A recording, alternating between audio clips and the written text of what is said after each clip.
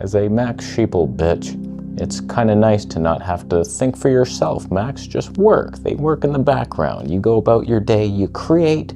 Don't worry, the computer will be there for you. Windows, you're building stuff. Oh, I'm gonna upgrade my RAM modules. Oh, pass the screwdriver, you stupid loser. I got a couple Mac-related questions. We talk a little Mac life. All I want is the perfect camera.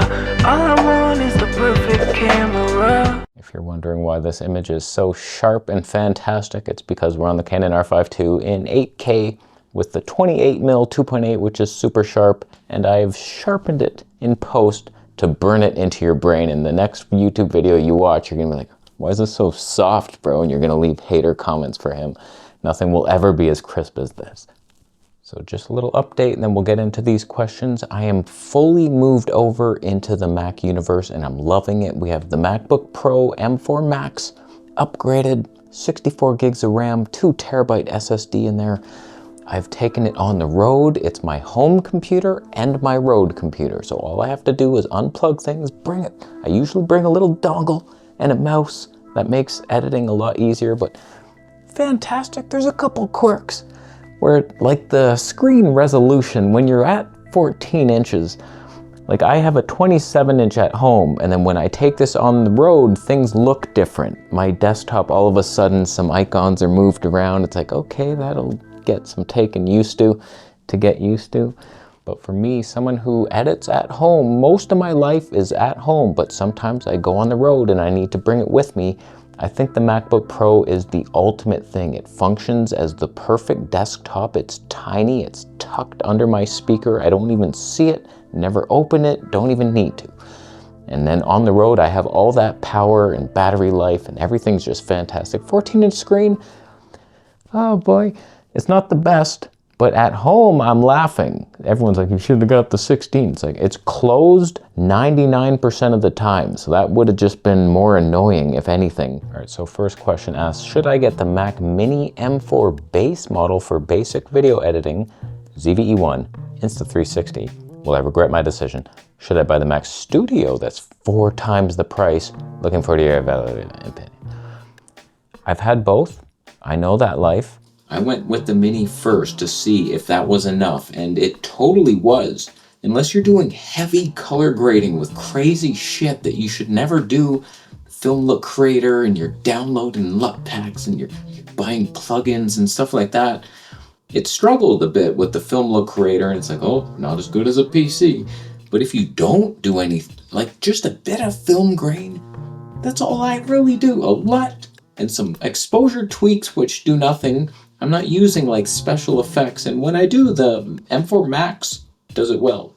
But the Mini struggles a tiny bit, and it's more about, I noticed the Mini crashed a couple times, whereas the Studio didn't. It just felt more reliable for some reason. I don't know, it's very similar. Like, I maxed out that Mini. You shouldn't do that. It's a dumb spend of money. 64 gigs of RAM, like everything was upgraded. It's like, wow, that was expensive, wasn't it? But there were a couple times where I'm like opening up Logic Pro and you get that spinning clown wheel of hope, and it's like, it's never gonna open, is it? And it's like, close, crash. Whereas like when I got the Studio, I upgraded to the M4 Max Studio. I was like, oh, that never happens anymore. So there's that, potential crashes. But for the most part, the power is enough in the Mini. It's just, do you want the SD card thing in the front? Because you only get that in the Studio, and you get more USB ports in the back, which if you're getting a dongle, like I got one that is 10 USB-A ports. And it's like, that's good enough for me. I don't need extra ports, so even my MacBook is fine with it's just 3 little dongles. I'm using every one of them. But for you, Sony ZVE1 files are totally easy to edit on the Mini. I think that's maybe what I was using. I don't remember what cameras I had during that time. I changed my mind a lot. But like, Mini is totally fine. There's really no reason. Just the reliability, maybe. People will get their spec thoughts out and say there's double the encoders and oh my god, all these things that are, it's so much better to get the Studio. In real life, hardly matters. Your render might take a little longer, but for the most part, your tiny little Mini is cute, You spent way less money, there's less stress. It's always funner to get the cheaper thing. Meanwhile, my MacBook's maxed to the max. All right, last question here for the next episode. What is the best Mac model to have smooth playback of the footage with film grain? He's mocking me with that smile. I can feel it. Here's what I noticed.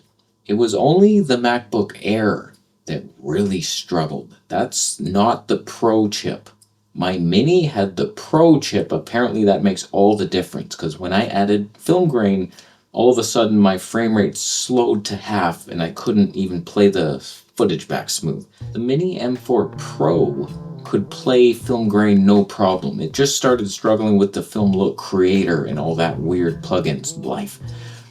The M4 Max laughs at any of this stuff. Even if I'm being honest with you, the Film Look Creator, it struggles on the M4 Max Studio even. So like during that time when I was trying to like see, okay, I'm just gonna have the Studio replace my PC, I was testing it with all these super hard to edit things and it was struggling, but like who does that stuff? Like, are you playing two side-by-side footages of 6K 60 raw, both with film look? Like that's when it started to struggle.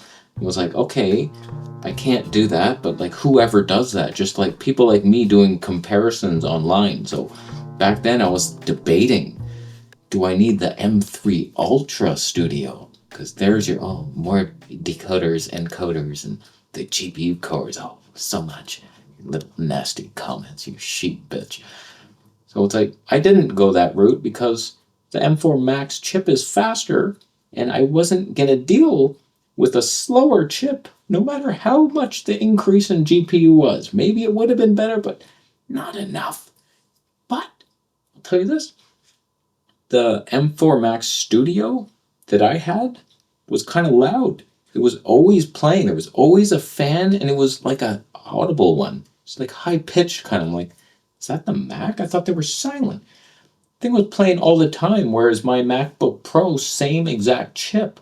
The fan never comes on until I hit render, and then it boosts up to the loudest thing you've ever heard in your life, but that's over quick in like 4 minutes, 5 minutes max. So while the MacBook Pros are more expensive than the Studio, and you're buying a monitor that you're not going to use 90% of the time, I don't even have it open to where I didn't see the point of it, the dual monitor. For a while I was using it where the Mac was my color grading monitor, full screen, the image, and I was never looking down there. I was like, this isn't even helping me.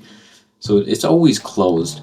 And so you're paying a bit more for the keyboard and that thing that you'll never use because you get an external keyboard. So I was like, okay, but it is quieter and it's just as powerful and you can take it on the road.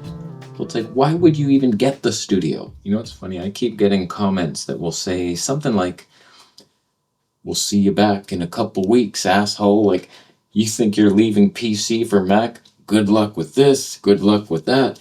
I've had nothing but smooth sailing winds of love. It's been perfect. Everything is easy. Desktop switching.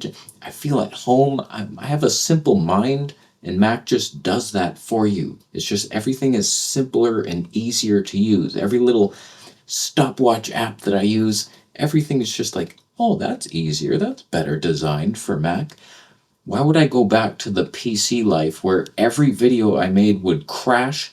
Something would happen. There were times I'm rendering videos like 9 times. I'm like, why does it keep crashing? It's like it couldn't handle the GPU because it was a 16 gig VRAM GPU. So my theory was that as the video's rendering, it just runs out of VRAM and then just shuts down. It's like, we can't do anything else. So I used to have a 24 gig card AMD and it played everything smooth until my Canon files, and then I couldn't play those, and so I needed an NVIDIA card, but there was less VRAM and it, just nightmares, whereas I haven't had one crash so far and everything's just fast. It's good. Like, there's zero complaints. I have way less desk space real estate taken up. It's just a tiny little thin thing that's on the floor. She said that once. Your thin thing's on the floor. Can you pick it up? There's just a couple things that are slower in the Mac universe. Like there's no delete button for a file. It's like, okay, I gotta right click. There's no back button in the Finder folders. You gotta click it. And just a couple things like that, but no deal breakers. And everything's just simpler. They run faster. In fact, I am never going back to Windows. They don't open like a Mac would. Does one of you jabrones want this? It's gonna be the worst gift of mankind because it's a good laptop. It was a gaming laptop. It's my old one. I'm never gonna use it again. Couple quirks with it is that like they're not, as you can see, they're kind of worn down pretty bad. These keys, they're not good, and some of them don't always press the first time. I think the 2 button, for whatever reason, it's like, did that? There, okay. There's a couple quirks with it, but fresh. If you live in Canada, I'll ship it if I must. Ideally, you would come pick this up in Toronto, but I don't need it. I don't feel like selling it. It's still very capable. So email me at vegetablepolice@gmail.com. Priority goes to the guy who can come pick it up in Toronto. If not, you live in Canada, okay, we can talk. I'll ship it. If not, I'm just gonna recycle the damn thing. And no, I'm not shipping it to Africa for a piece of your Nigerian cousin's company. Like, none of that. Mac life is good. I'm not looking to upgrade and get a bunch of different Mac products and become this fully enveloped sheep. One day I'll upgrade my phone probably, and maybe that will be an iPhone and we're airdropping stuff. But like, I have Bluetooth turned off. None of that airdrop shit works in my house, so we're not doing it anyway. So Macs are fun, kind of. They're simple. Bitcoin's simple. It's not worth a lot these days, but it'll rebound. Just like I rebounded with your mom. Subscribe for more.